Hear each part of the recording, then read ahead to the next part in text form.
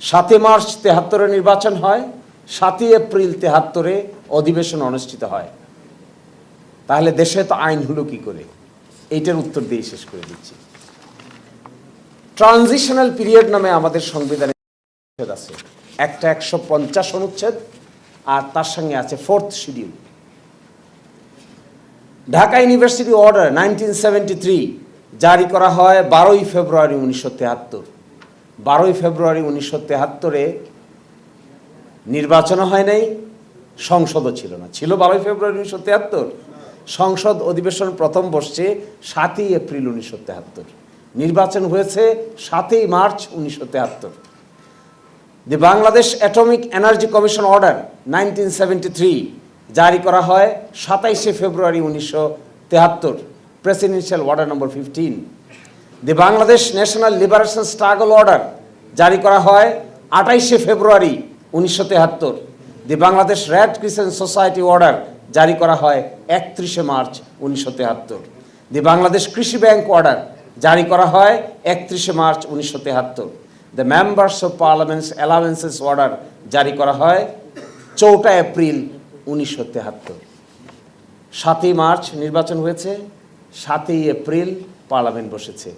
আমি যে অর্ডারগুলোর কথা পড়ে শোনালাম, এগুলো সব হয়েছে পার্লামেন্ট বসার আগে, নির্বাচনের আগে কিংবা পরে। প্রশ্ন হলো, তৎকালীন প্রেসিডেন্টের ক্ষমতা পেলেন কোথায়? That is what is the crux of the whole issue. তৎকালীন প্রেসিডেন্ট কোন ক্ষমতা বলে এই কাজ করেছেন? আমাদের আমি কি সময় বেশি নিয়ে নিলাম নাকি? Sorry.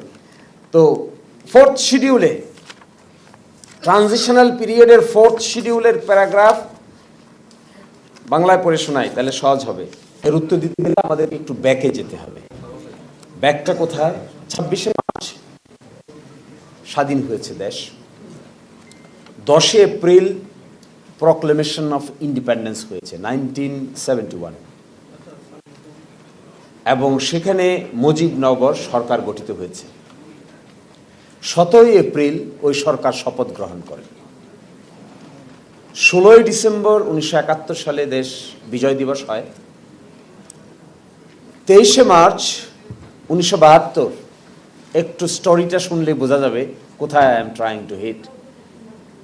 23শে March 1972 the constituent assembly of Bangladesh order, presidential order number 22 1972 জারি করা হয় নতুন সংবিধান করার লক্ষ্যে।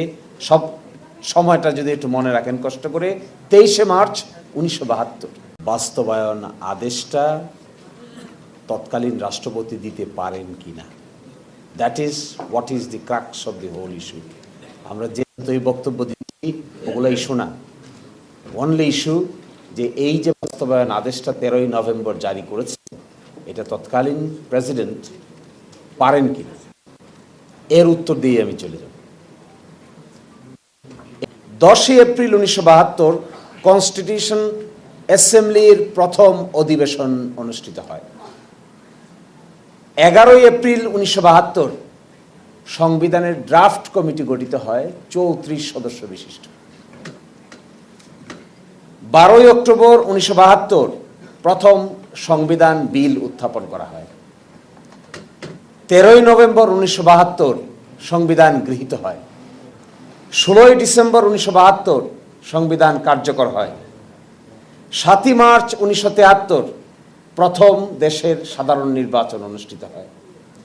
7 এপ্রিল 1973 বাংলাদেশের ইতিহাসে প্রথম জাতীয় সংসদের অধিবেশন অনুষ্ঠিত হয়।